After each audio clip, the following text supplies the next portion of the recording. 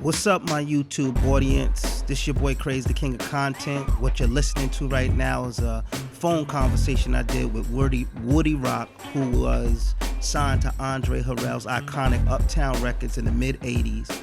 He's gonna share some stories about Uptown, his career, Andre Harrell, Russell Simmons. So this interview and these interviews that I'm gonna be giving you guys in the future, they're unedited, nor are they modified in any way. I want to share with y'all my relationships with various people in the music industry from the early days up until now. So I need you guys to really drop me a comment, share, and click the bell to get instant notifications when my content drop. Once again, my goal is to keep you entertained, but mostly all educated in a way that you learn something from what I'm doing and the culture that we live and love so much. So without further ado, check this out. So where do you think things went wrong with Uptown Records in the first few groups that were signed? The Groove Beat Chills, the Woody Rocks, the Brothers Blacks, the Finesse&Synquis, outside of Heavy D and the Boys and Marley Marl.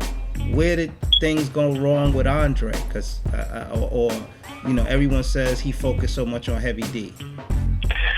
I guess that's what he focused on. I guess he didn't have too much time to give everybody the equal opportunity and that they deserve, because like I said, it wasn't like, the other groups wasn't as good. They just needed, the professional backing, the right, career moves and whatnot. Somebody that's going to focus, you don't have to be 100%, but at least 50 to 60% focus. And I think all of them would have made it. Everybody would have made it. Either in one category or another. If they decided to be as rappers, or we wanted to be into the entertainment, get in a few movies or something, do something that you had talent, to get a paycheck. That's all. Keep everybody working and doing something, besides shelving people and I wouldn't have did it like that. I would have made sure, they at least, gave everybody the good shots and the equal opportunity to make sure that, their promotion was right. You get people with the right producers and stuff like that. Because, see, they stuck me with Dave, and Dave let me do a lot of creativity myself too, but then with the knowledge that he was telling me was like, sometimes knowledge could be a blessing and knowledge could be a curse. You know too much, people don't want to mess with you. Right. So, that's how things went, like that. What else can I say on that? I was gonna say, what kind of group was Finesse&Synquis in your opinion? Like, where did you see them as female rappers at that time? They were kind of like, like a salt and pepper thing, but they was a little more. They was a little, they were like salt and pepper, but they was like more, more street oriented, more, they were fly girls. Fly girls that could rap and had skills and they looked good. They just needed, somebody to, focus on their career, good writing and good production. That's all you need, good writing and good production. And like I said, they stuck me with Dave. And then after Dave schooled me, then they stuck me with some other guys. They were real good friends with me. The OT Fresh Productions. Ulysses, what's his name? Yeah. Ulysses. Tony and Yuli. Yeah, Tony. Man, I love those brothers to death. I love them to death because they, even when things went sour with me in Uptown, they still would come and scoop me up in the Bronx and we ride around and chill and go out, eat, and, have fun. But the thing is with them is, the way I looked at it, when I align my rap music, it's like my shoes. I'm a rapper. I'm not a penny loaf rapper, like wearing penny loafers. I'm a Timberland, Bally, you know what I'm saying?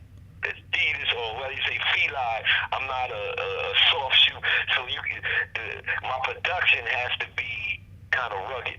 Right. Classy, rugged, but funky. I had so many versatile styles. I was like a James Brown funk, gangster rapper. I mean, my shit had to be funky, to tell you the truth. I I couldn't really see myself wanting to rap over some whack ass beats.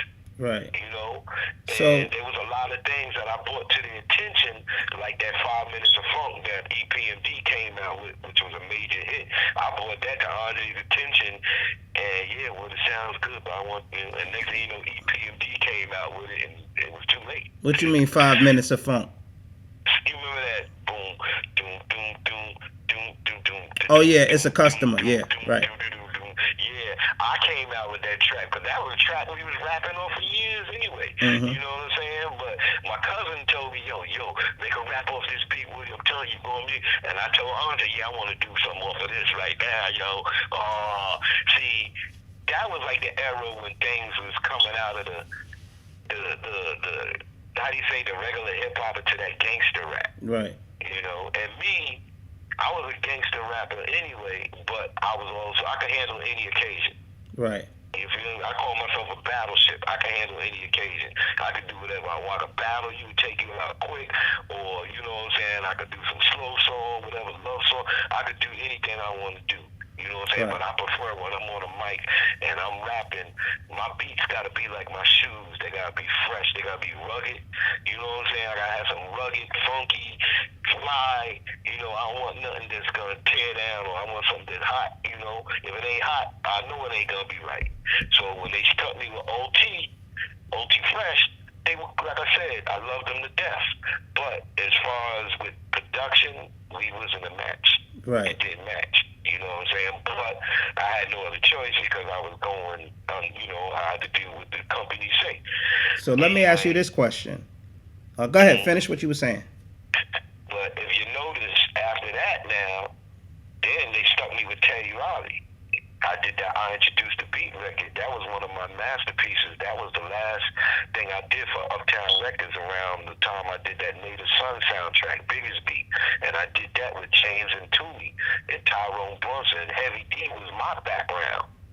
You know what I'm saying? So there's a lot of things, you know. But when I got with Teddy, it was like, yo, Teddy, me and him click. I was at Teddy's house when he was in the projects in Harlem. You know what I'm saying? Right. So I was at Teddy's house, and we did the beat for I Introduced the Beat, and that was like the James Brown vibe, that boom, yo. And then he put that phone, and that was playing in Bentleys in the clubs uptown in Manhattan for a minute, but I just didn't get no promotion. I didn't get a chance to do a video or anything to come back and say, yeah, you know, that's me. But lyrically, go ahead. But lyrically, I was destroying them. right. My name in gold on a plate, stamp 14 karat, bopping with my wisdom as I entered a red parrot. You know, the booby trap lyric. I said a booby trap that I earlier baited, chilled out and waited for them to take the poison food, and you ate it. I enjoy to destroy all those who would toy, and all those weak rockin' rappers that seem to annoy. I was dropping lyrics like that in '86. Right. So I said 87. When I said 87 is mine, I Introduced the Beat. And So you're saying, so once you start approaching, so you say you wrote some stuff for Finesse&Synquis, right? yeah, I wrote that whole record, Bass Game. Look on the album, the Uptown is Kicking It album. You see Woody Rock on the parentheses for the writer's credit. Right. Woody Rock. So, what kind of advance did you get when you signed to Uptown? Man, I was lucky to see $1,000 with Uptown Records, and when our first advance list was like 1,000, maybe 2,000. Put it like this: all the money that I got from Uptown Records since I signed didn't total over $5,000. But you said Andre gave you an opportunity, and he gave y'all a lot of opportunities, right? Yeah, he gave me the opportunity. I did the Native Son soundtrack for that book, you know, the book Native Son. Right. And they had made a movie, Native Son. So they wanted Run to do it, Run DMC. We all edition, and I outdid all of them, and James and Toomey preferred me. Right. So I had to write the lyrics for that soundtrack. I had to go through the book. I wrote that on Halloween night in 1980, about 87. I wrote that on a Halloween night, and I had to be in Bloomfield Studios and tuning them the next day with the lyrics ready, and I did that. I wrote the record Biggersby. So this thing with Andre Harrell, the things that you're alleging that happened, have you seen anything yourself to Man, make my thing with Andre, how he pissed up. Hello? 60 grand. Can you hear me? No, yeah, your phone cut out. You were saying what? Andre owed me like about 60,000 since '87. I'm gonna make sure we get paid. I never seen a royalty or a penny or anything from it. And when he got that 100 million from Motown, I said, well, dang, I know Andre gonna at least give me, at least throw me about 50, 60,000, just to say, well, you did do work, and you did do this, and you did do Finesse&Synquis, you did the soundtrack, you on the Uptown is Kicking It record. Video's been playing on video jukebox for years and stuff, and here's a little something to compensate. It might not be a million, it might not even be 100,000, but here's 50 or 60,000 to make I ain't see that. So I was like, well, I was feeling like, well, damn, at least you could give me a little something, and that's why I was feeling like, wow. That's why I had to bid in this from, because it ain't like I can't say I was a mega big star or anything like that, but I did put in work, you know what I'm saying? And I feel like that if you put in work, pay us brother a little something, man, especially if he was one who helped you and, get you where you at, where I might not have been in a big major way, but I did participate, you know what I'm saying? I put in work, so pay me. So the allegations of now you got me interested. So the allegations of you saying this homosexual activity that was going on, right? Do you think that held? I mean, obviously, Heavy D did very good, and I'm not trying to put him in any kind of realm, but I'm just saying like he did pretty good on Uptown, and then after that, Uptown kind of just like blew up and became this big major label that had stars, female stars, male stars. So what do you say to that?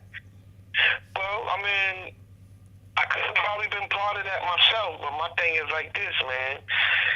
Hey, look, I'm there from the beginning. I might not be, and I know my time is coming and going as far as, what's hot and what's not and whatnot, but when you know you good and you put in work, and then people don't want to pay you, and the people give you all of these promises and expectations and breaching of contracts and all of that, you get to the point where you be like, yo, you know what?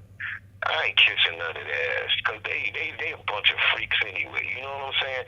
And I may have did some things in my lifetime and whatnot that I might not be proud, but one thing they cannot say, Woody ain't no homo. Woody ain't sell, what I like to say, sell your whole, not your soul, your asshole.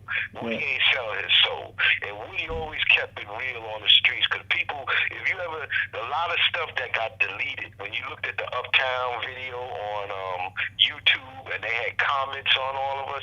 I used to look at all of that stuff and look at how people used to give me, who's that guy in the two-tone gray jeans? His lyrics was tight. He was the best Woody Rock, and they would talk highly of me, Groovy Chill, and Heavy. Even Finesse&Synquis, everybody pretty much got real good ratings. Especially, I could see all my ratings. And then I heard people who knew me from meeting me on the streets were like, yo, out of everybody, Woody Rock was the coolest one. He would always take the time to sit down and build with you, and you know what I'm saying, and treat you like you was a human instead of like my head was all in the cloud, and you know what I'm saying? Yeah. So I was always known to be the realest of the real. So was you around when P. Diddy came to Uptown? Yeah, P. Diddy came out handing out flyers for us when he was an intern. I mean, because you know why? When you came into Uptown Records when they was in Brooklyn, I think on West or 4th Street or something like that. When you walked in that office, the first person you see picture was Woody Rock. When you come through that door, you see me and the Bugle Boy troops squatting down with my picture. You know what I'm saying? So my thing is, yeah, they don't recognize or pay homage to those who paved the way. like that for the longest. Even like now, like you don't see the Furious Five and them getting their homage, or the Cold Crush Brothers, or the dudes that were really known for ripping shit up on the like good. Before all of this techno and all of this voice enhancement and all of that shit to help these guys. These are guys that were known, all they needed was two turntables and a mic, like Nas said. Two turntables and a mic. Right. Those are the guys that nobody paid homage to. That the ones that really should get the street credit because that's all they needed. A good DJ with a good beat and a mic, and they gonna rip it up at the, whether you in a club or on the streets or in the basement. You feel what I'm saying? Those are the guys that the industry do not give homage to, and I'm one of them guys, you know? Right. So we wasn't the ones that were doing it for the fame and the glory and you know, we were doing it because we were good and we loved it. Right. So you mentioned earlier, you said you ran into Marley Marl once, and then you ran into him again. Yeah, because like I said, Marley kind of did some shade shit to me too, you know, because when I was with the Choice Five, and you know what I'm saying, we had the first slow jam before LL came out with I Need Love.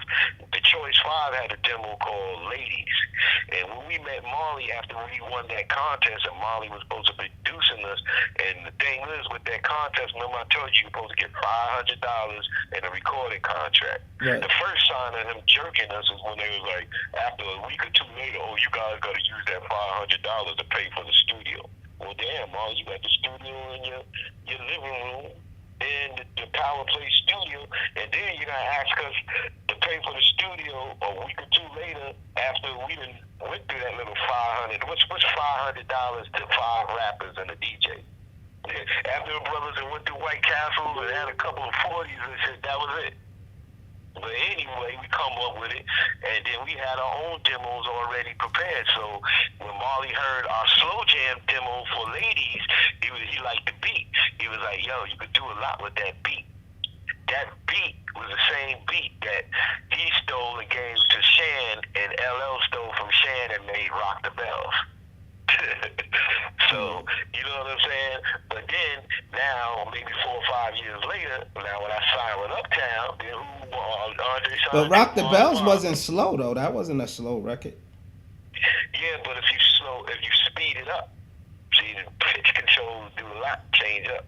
You know? Right. Now, if you had the beat, boom, boom, boom, boom, boom, boom, boom, that's the Rock the Bells. Right. But if you slowed it down a little bit and you had a bass line, which we had that doo-doom, doo-doom, doom, doom, doo-doom, doo-doom, doom, doom, doo-doom, doom, doo-doom, doom, doom, doo-doo-doo. You know what we wanted to say? We like the girl.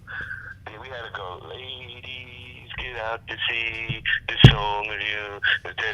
Yeah, that's the one the Choice 5 did back in the 80s. Right. Now, about 84 or something, when we won that contest, and we were dealing with Marley, and Marley heard one of our demo tapes that had that beat. He told us, yeah, you could do a lot with that beat. After a couple of months of dealing with Marley and realizing we was getting jerked around, we said later for him. And that's when we came into Jam Master Jay after that.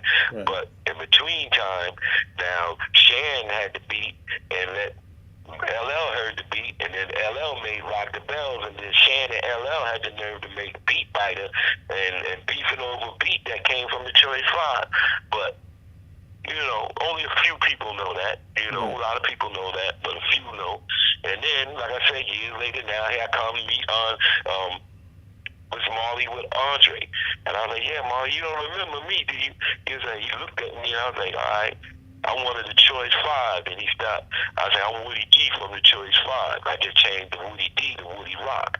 But I'm still Wood. They still know the Wood. So he's like, oh, yeah. And then Shan, when Marley did, you know, they said, some of them dudes were shiesty. Because when I did, I don't know if you know, I did the original tracks for He Cut So Fresh. Oh, okay. That record on the Uptown album by Marley. I went down to the studio to Chung King from the Bronx to Chinatown, laid the tracks down. Shan was in the acting like a little bitch. Instead of saying, yo, Wood, let's do the track together, he'll wait till after I did it and left, and then like quit crying to Marley, yo. Because Albie Shore told me, me and Al was cool too. Albie Shore, I remember he ain't had money to get home from the studio. But who come out with his last $2-3? I got you, Al. And brothers come and forget, things like that. So you were saying something about Shan after you left the studio. Yeah, after I left in the studio, Shan started acting like a little bitch and went to Marley and was like, yo, man, Woody cool and all, but fuck that nigga, man, let me do the tracks. Instead of him coming and say, yo, Wood, let's me and you both do it together. So Marley erased my tracks and put Shan tracks on there. But I was the one who originally did it. Andre wanted me to do it. Right. But, what can I say? So then, after that, I ended up doing the soundtrack for Native Son, and then the bonus beat like that.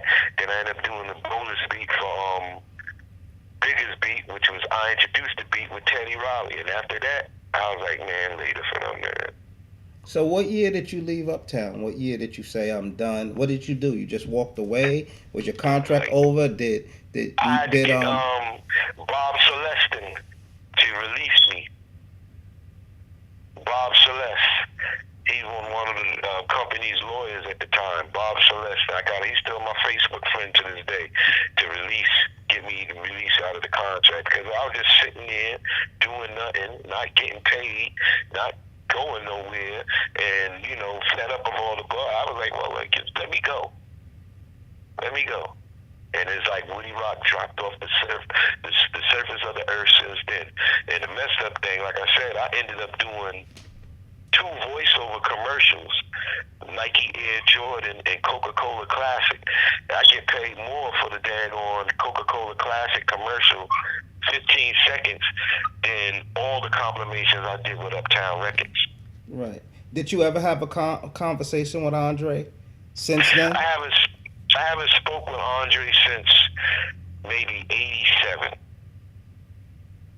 I maybe bumped into him maybe once in 88, but I haven't got to sit down or conversate or speak with him, because the way I feel right now, I don't know.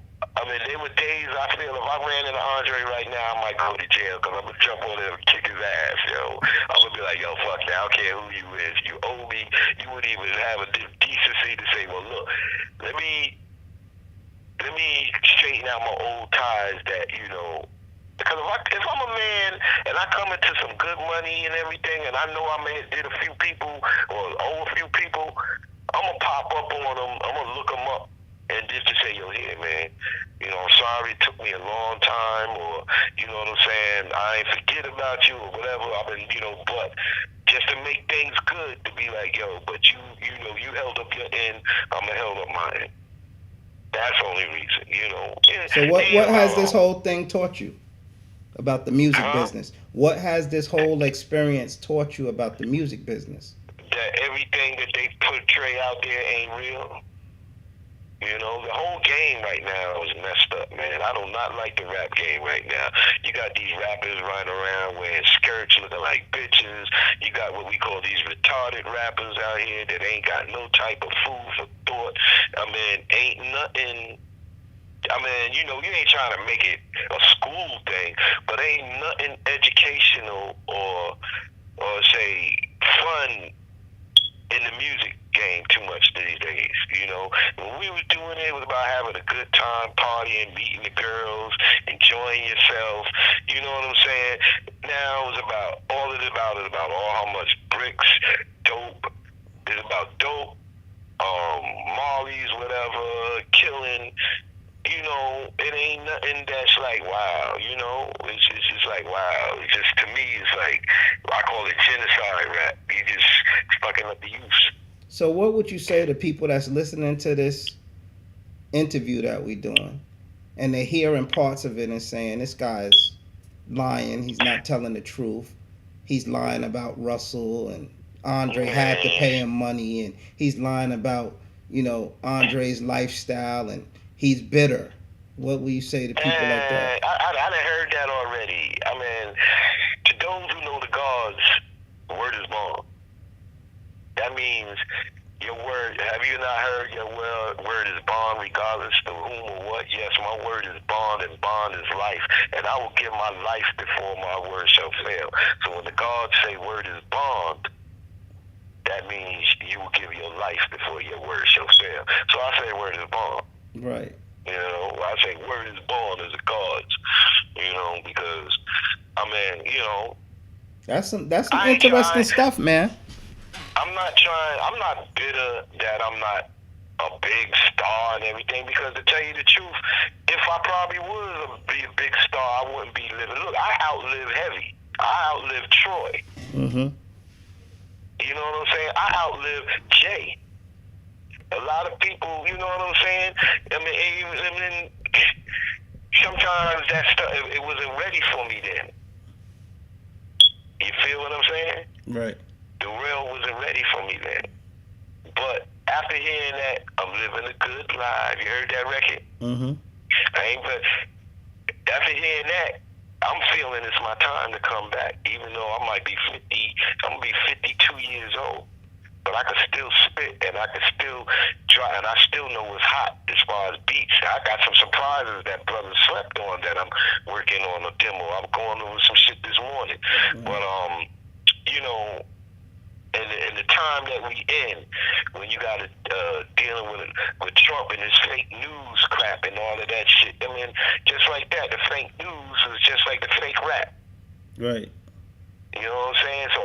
So if you notice now, a lot of people are starting to use take the crust off their third eye, which is their brain, right. and starting to put the pieces of the puzzle together. And then people are asking, like for instance, when Gerard told me about you, and I said, well, maybe you want to hear some real shit, because now it's getting to the point where people want to hear the real shit, regardless. You know what I'm saying? And then, like I said, I was upset too that I noticed when they did, if you notice, like I said, when they did that documentary, and they had Uptown Records, Bad Boy Records, and all of the record labels, and they didn't mention me or Finesse&Synquis. You know, it wasn't just about me. It's just, well, why didn't they mention Finesse&Synquis? And they were like Andre's Golden Girls. Right. You know, so why? So I'm the how do you say? I'm the piece of the puzzle called why they didn't.